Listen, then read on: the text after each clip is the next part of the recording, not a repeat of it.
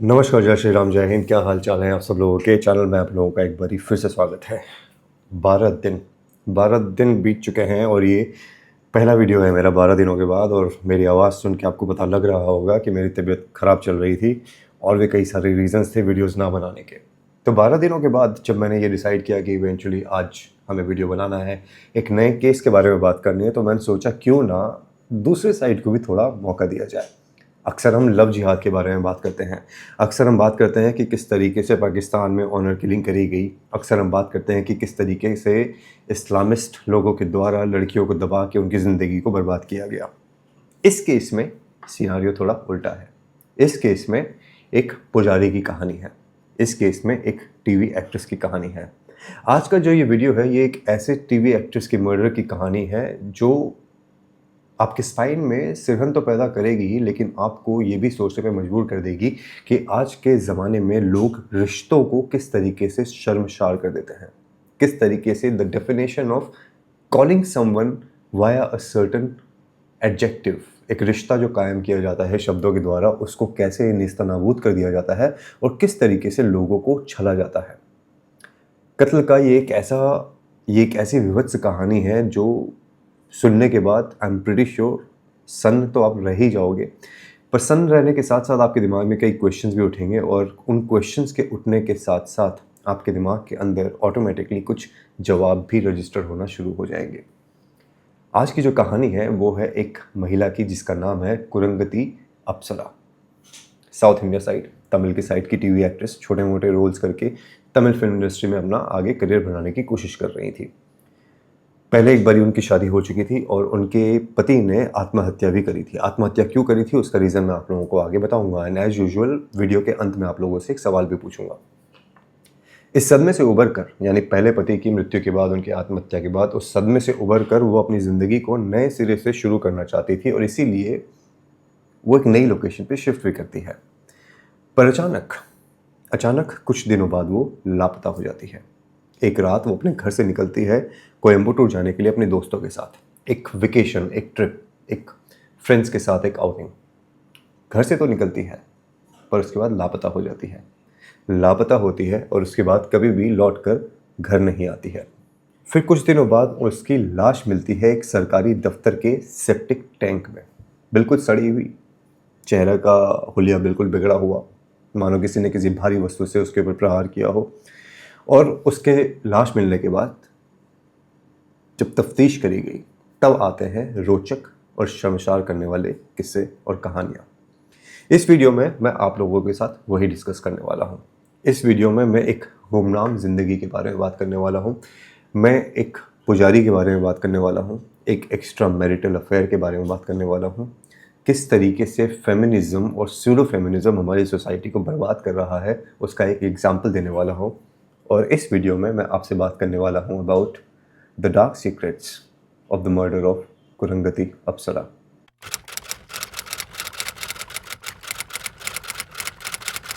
इस कहानी की शुरुआत होती है 3 जून 2023 को, जब, जैसे कि मैंने बताया, टीवी एक्ट्रेस कुरंगती अप्सरा अपनी सहेलियों के साथ कोयम्बटूर के भद्राचलम जाने का डिसीजन लेती है। जैसे कि मैंने बताया, फ्रेंड्स के साथ प्लान था घूमने का, फिरने का, एक अच्छा समय बिताने का। देर रात घर से निकलना था, बस स्टैंड की तरफ जाना था, तो उन्होंने अपने घर के बाजू में रहने वाले एक पुजारी जिनका नाम अयागरी साई कृष्णा था, उनसे रिक्वेस्ट करी कि वो उनको बस स्टैंड तक ड्रॉप कर दें अपने गाड़ी में। हेल्प मांगी गई और हेल्प के लिए हाँ कहा गया। ये अयागरी कृष्णा है, ये हैदराबाद के सरूर नगर की बंगारू मियासम्मा मंदिर के पुजारी हुआ करते थे। पुजारी, ठीक है। तो कुरंगती आए दिन वहाँ पे मंदिर में जाया करती थी। उनकी माताजी भी वहाँ पे जाया करती थी और इसी वजह से इनकी उनसे अच्छी खासी जान पहचान थी इनकी माताजी के, primarily because of the mother जो रेगुलरली वहाँ पे जाया करती थी। अब इसकी जो माताजी थी, कुरंगती अप्सरा की जो माँ थी, वो पुजारी को भाई कहा करती थी और वो कुरंगती की माता को बहन कहा करते थे। और पब्लिक के सामने वो कुरंगती को अपनी भांजी कहा करते थे। ये एक रिश्ता जो सोसाइटी में ऑटोमेटिकली बिल्डअप हो जाता है जब आप रेगुलरली किसी से मिलते हो। हम स्पेशली हिंदूज उस रिश्ते को बहुत इंपॉर्टेंस देते हैं और परिपूर्ण करने की पूरी कोशिश करते हैं विद रिस्पेक्ट। जैसे किसी को आप भाई बोलते हो, बहन बोलते हो, मामा बोल देते हो, इस तरीके से हम उसकी रिस्पेक्ट करने की कोशिश करते हैं, उस रिश्ते को निभाने की कोशिश करते हैं।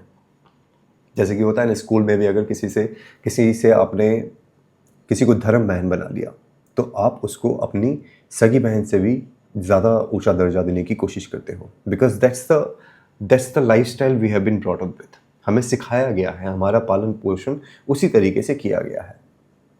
पर हर नदी के अंदर, हर जल के अंदर मछलियों के बीच में एक मछली ऐसी भी होती है जो तालाब को गंदा करती है। ये कहानी उसी मछली की है। तो एनीवेज, कुरंगती रिक्वेस्ट करती है अयाग्री कृष्ण से कि मुझे आप बस स्टैंड ड्रॉप कर दीजिए। वो हाँ कह देता है, दोनों गाड़ी में बैठते हैं और वहाँ से निकल जाते हैं। कुरंगती की माता को इस बारे में पता था और वो अयाग्री को जानती थी, तो उन्होंने कोई ऑब्जेक्शन रेज नहीं किया और ये कहा कि जब तुम बस में बैठ जाओ, बस जब चल जाए तो मुझे कॉल कर देना, जो कि हमारे हिंदुस्तान में हर माँ बाप करते हैं कि डेस्टिनेशन पे पहुंच जाओ सही तरीके से तो एक मैसेज कर देना, कॉल कर देना। देर रात करीबन 10:30 बजे के आसपास अयाग्री घर से निकलती है। अक्सर सहेलियों के साथ वेकेशंस पे जाया करती थी, तो माँ को एज सच कोई शक नहीं था या कोई बंदिश नहीं लगा रखी थी कि तुम दोस्तों के साथ बाहर नहीं जा सकती या आउट स्टेशन आउटिंग्स नहीं कर सकती हो। पर इस रात, यानी कि आज, ये सारी की सारी कहानी, ये सारी की सारी आज़ादी जो है एक नया मोड़ लेने वाली थी। क्योंकि अगले दिन यानी कि 4 तारीख को जब कुरंगती अप्सरा की माता जी उनको फ़ोन करती है तो उनका फ़ोन नहीं लगता है, फ़ोन स्विच ऑफ आता है। वो लगातार फ़ोन करने की कोशिश करती है पर फ़ोन लगातार स्विच ऑफ आ रहा था। ऑब्वियस सी बात है कि उनकी माताजी को स्ट्रेस होना शुरू होता है और वो घबराने लगती है कि आखिरकार कुरंगती का फ़ोन लग क्यों नहीं रहा है। जब बेटी से संपर्क नहीं हो पाया तो कुरंगती अप्सरा की माँ जो है वो जाती है अयाग्री कृष्णा के पास, यानी पुजारी बाबा के पास, और उनसे पूछती है कि बेटी का फ़ोन क्यों नहीं लग रहा है, क्या आपने रात को उसको सही तरीके से ड्रॉप कर दिया था। तो उन्होंने ये बताया कि वो बस से नहीं गई है बल्कि गाड़ी से गई है, उसका लास्ट मिनट पे प्लान चेंज हो गया था। उन्होंने पुजारी से बार बार पूछा कि अगर कुरंगती ने प्लान चेंज किया था और वो बस ना पकड़ के गाड़ी से जाने वाली थी तो उसने, यानी पुजारी जी ने, उनको फ़ोन करके इमीडिएटली इस बारे में इन्फॉर्मेशन क्यों नहीं दी। तो पुजारी जी ने ये कहा कि चूँकि आते हुए काफ़ी लेट हो गया था इसलिए मैं कॉल करना भूल गया। ये तारीख थी 4, जहाँ पे लगातार कोशिश करी जा रही थी कुरंगती से संपर्क साधने की।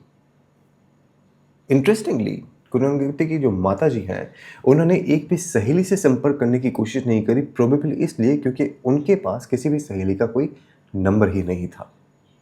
इंटरेस्टिंग चीज़ है ना कि पहले भी कुरंगती अपनी सहेलियों के साथ वेकेशंस पे जा चुकी थी आउट स्टेशन, लेकिन इनकी माताजी के पास एक भी नंबर अवेलेबल नहीं था।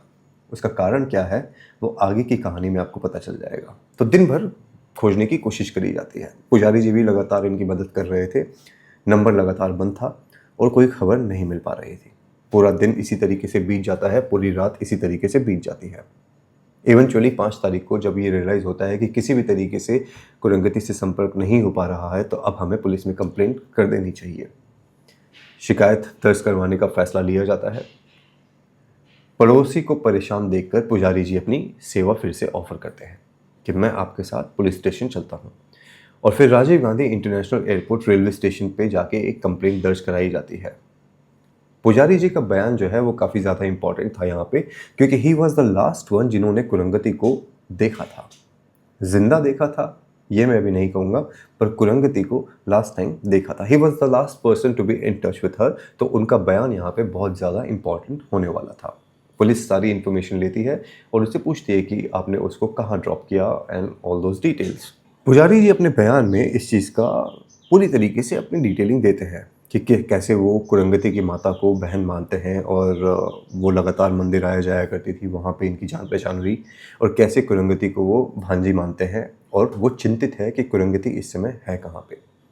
स्वामी जी ने, यानी पंडित जी ने, पुजारी जी ने ये बयान दिया कि उन्होंने कुरंगती को उनके दोस्तों के पास, लड़कियों के पास, शमशाबाद नाम के एक इलाके में ड्रॉप किया, जहाँ से वो लोग गाड़ी लेकर, बस लेकर नहीं, गाड़ी लेकर कोयम्बटूर की तरफ रवाना हुए थे। इंटरेस्टिंगली जो काम कुरंगती की माताजी ने नहीं किया वो पुलिस ने किया। पुलिस ने कुरंगती के दोस्तों से संपर्क किया, जो भी उनके दोस्त थे, कि क्या वो शमशाबाद आई थी। तो दोस्तों ने ये बताया कि कुरंगती तो शमशाबाद आई ही नहीं।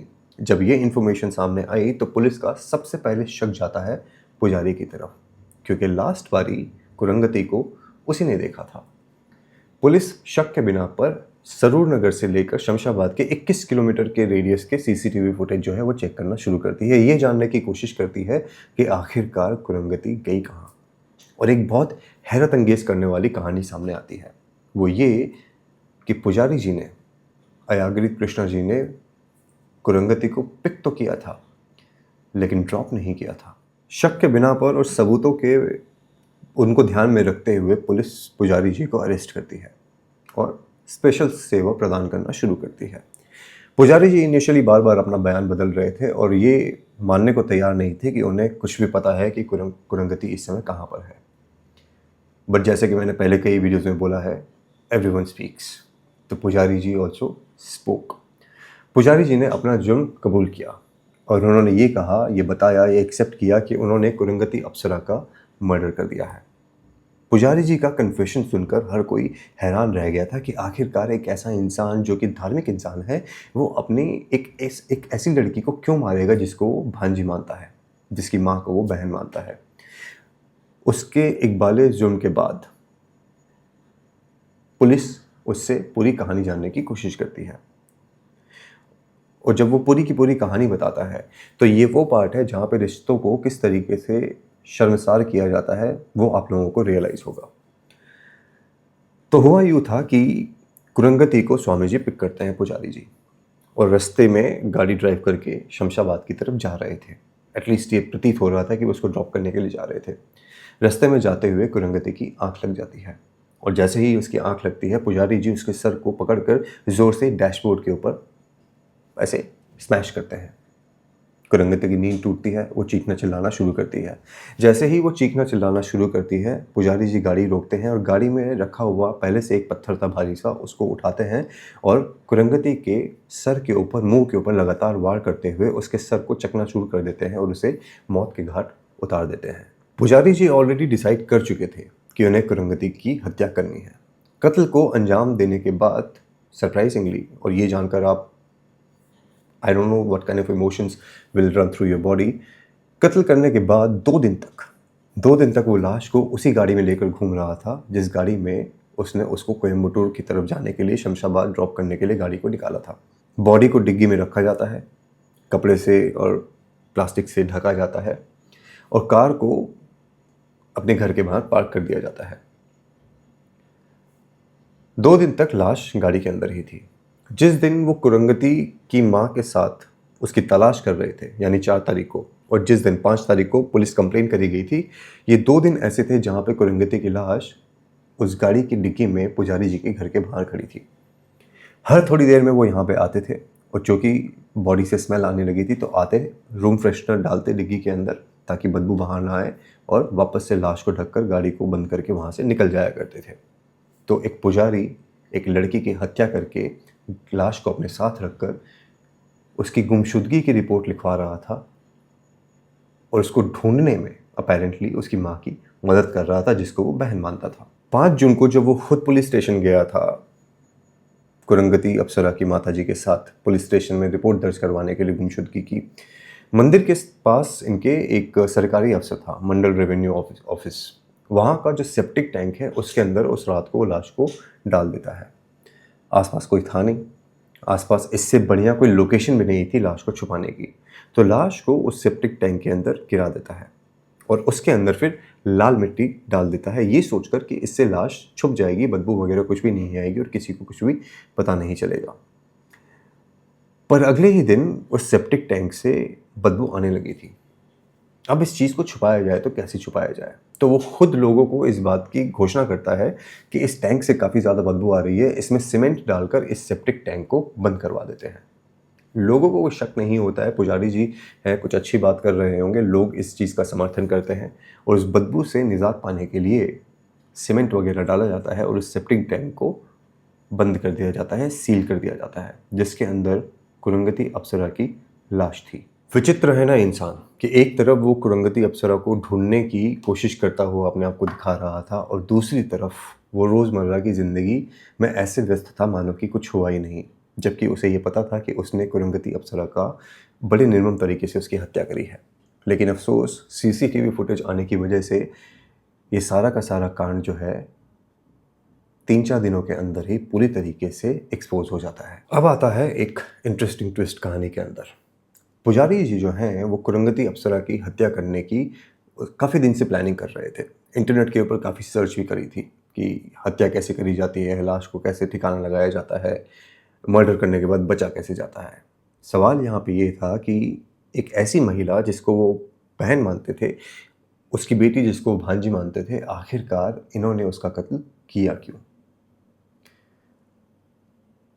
अब मौका है शर्मसार होने का। पुजारी जी जो हैं अय्यागिरी कृष्णा जी, उन्होंने जो वजह बताई पुलिस को, वो सुनकर पुलिस वाले और परिवार वाले सभी के सभी हैरत अंगेज रह गए। कहानी ये थी कि 2023 की शुरुआत में जब कुरंगती अपनी माँ के साथ मंदिर अक्सर आया जाया करती थी, तो कुछ मामूली बातचीतों के बाद ही इनकी माताजी अलग से बातचीत कर रही थी। कुछ मामूली बातचीतों के बाद ही इन दोनों के बीच में दोस्ती हो जाती है और वो दोस्ती जल्द ही प्यार में तब्दील हो जाती है। वो इंसान जो दुनिया के सामने इस लड़की को भांजी कहा करता था, उसका एक्चुअली में कुरंगती अप्सरा के साथ अफेयर चल रहा था। अय्याग्री उनकी माँ को बहन माना करते थे। दोनों अक्सर समाज और परिवार से छिपकर साथ समय बिताया करते थे। दोनों परिवार से झूठ बोलकर शहर से बाहर अक्सर घूमने भी जाया करते थे और कुछ दिन पहले ही वो द्वारकाधीश भी जाके आए थे। ये जो आउट स्टेशन के वेकेशंस थे, जो कुरंगती अपनी माँ को ये कहा करती थी कि अपने दोस्तों के साथ वो घूमने के लिए जा रही है, वो एक्चुअली में अय्याग्री कृष्णा के साथ हुआ करते थे। And that is the precise reason कि किसी भी महिला मित्र का कोई भी नंबर कुरंगती अप्सरा की माताजी के पास अवेलेबल नहीं था। अब सवाल ये है कि आखिरकार एक ऐसी लड़की जिसको वो भांजी कहा करते थे समाज के सामने और पर्सनली जिससे प्यार किया करते थे, आखिरकार उसका कत्ल क्यों किया गया? इसके लिए आपको मई 2023 में जाना पड़ेगा। मई 2023 में वो लड़की जिसको ये भांजी कहा करते थे, वो लड़की अय्याग्री कृष्णा के द्वारा गर्भवती कर दी जाती है। जी हाँ, प्रेग्नेंट कर दी जाती है। प्रेग्नेंट हो जाती है तो शादी का दबाव डालती है, लेकिन अय्याग्री कृष्णा इस रिश्ते को लोगों से बचा के रखना चाहता था। उसका प्राइमरी रीज़न ये था कि वो पहले से शादीशुदा था। उसके ऑलरेडी 2 बच्चे थे। उसने कुरंगती को बहला फुसलाकर अबॉर्शन करवा दिया। इसकी पत्नी को उस बारे में पता चला कि ये कुरंगती को हॉस्पिटल लेके गया था, तो उसने इस चीज़ के बारे में उनसे पूछने की कोशिश करी कि तुम हॉस्पिटल उसे क्यों लेके गए थे? तो पुजारी जी ने ये बताया कि वो बेहोश हो गई थी, इसीलिए मैं उसे इमरजेंसी वार्ड लेके गया था वहाँ पे उसका इलाज करवाने के लिए, ताकि ये पता करने के लिए कि कोई सीरियस चीज़ तो नहीं है। तो यहाँ पे इस स्टोरी को दबा दिया गया था।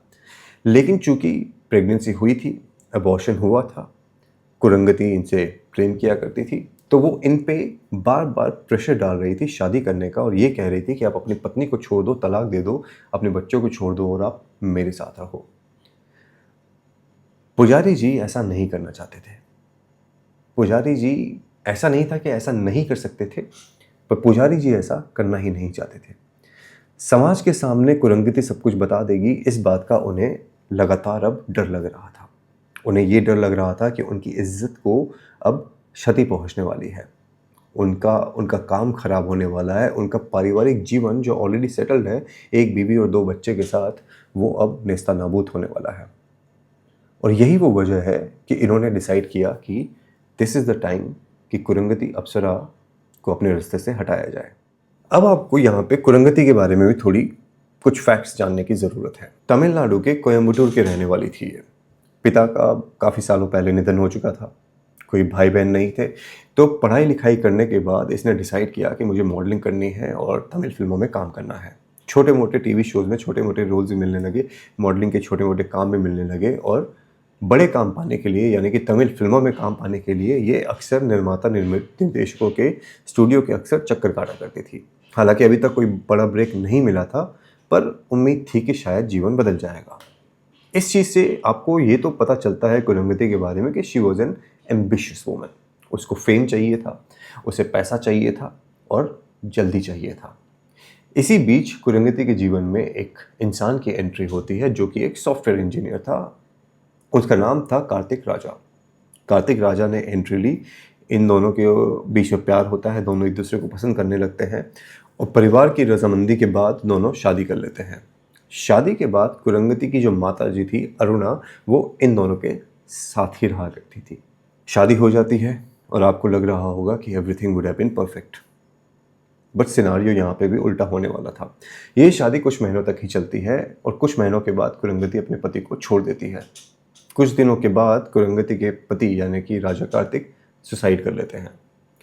साउथ पोस्ट में इनकी माताजी ने एक इंटरव्यू दिया था और इन्होंने ये बताया था कि कुरंगती अक्सर अपने पति को परेशान किया करती थी खर्चे के लिए और उसके पैसे को मिसयूज़ किया करती थी। कुरंगती को पैसा बहुत ज़्यादा पसंद था और इसी वजह से राजा कार्तिक ने 25 लाख रुपए का एक लोन भी लिया था इसके खर्चों को पालने के लिए। पर धीरे धीरे जब वो पैसे भी ख़त्म हो गए तो कुरंगती अपने पति के ऊपर अत्याचार करने लगी और रिलेशन में काफ़ी ज़्यादा तनाव आने लगा। और जब इवेंचुअली वो पैसे ख़त्म हो गए तो वो चूँकि कार्तिक अब उसके महंगे शौक़ों को पूरा नहीं कर पा रहा था, वो उसे छोड़कर वहाँ से निकल जाती है अपनी माँ के साथ। इस समय आपके जहन में दो चीज़ें चल रही होंगी। एक तो ये कि जब कुरंगती अपने पति को छोड़कर चली गई तो ऑब्वियसली सारी की सारी चीज़ें वहीं पर ख़त्म हो गई होगी, और दूसरा ये कि अचानक से मेरे कैमरे का सेटअप, मेरी लाइटिंग वाइटिंग कैसे बदल गई। पहले कैमरे का क्वेश्चन सॉल्व कर देता हूँ कि मेरा जो कैमरा मैं यूज़ करता हूँ उसने अचानक से गिव अप कर दिया है और वो चार्ज नहीं हो रहा है, तो अब आगे का पार्ट मैं मोबाइल से शूट करने की कोशिश कर रहा हूँ।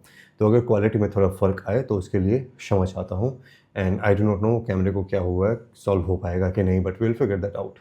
But coming back to the story, coming back to the murder case, coming back to Kurangati and coming back to Raj Kartik.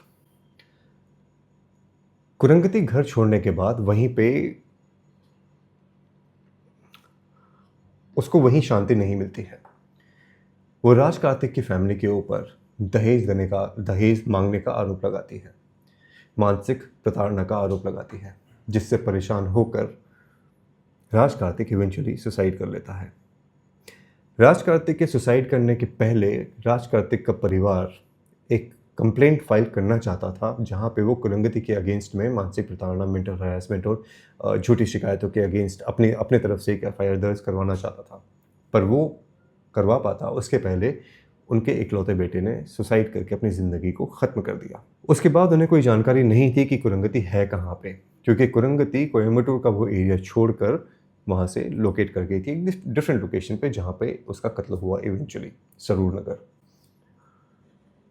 और इसकी मर्डर की स्टोरी जब अखबारों में छपी तब राज कार्तिक की फैमिली को पता चला कि कुरंगती भी जो है उसका कत्ल कर दिया गया है, वो भी इस दुनिया में नहीं है अब। एनीवेज मार्च 2025 के अंदर इस केस की सुनवाई करी जाती है और अयागिरी कृष्णा जो कि पुजारी बाबा हैं हमारे, उनको उम्र कैद की सज़ा दी जाती है। उनके ऊपर 10 लाख रुपए का फाइन भी लगाया जाता है, जिसमें से 9,75,000 रुपये कुरंगती की फैमिली को जाने थे। सवाल यहाँ पर लेकिन ये है कि कुरंगती की फैमिली को उसकी हत्या के बाद 9,75,000 रुपये तो मिल गए, पर राज कार्तिक का क्या, जिसकी फैमिली को अपना बेटा भी खोना पड़ा, कर्जों में भी डूबना पड़ा, पर जस्टिस उन्हें कभी भी नहीं मिला।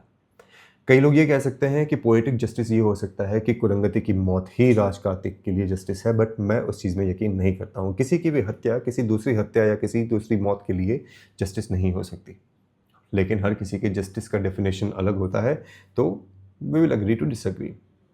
अब आ जाते हैं आज के सवाल पर इस वीडियो के माध्यम से।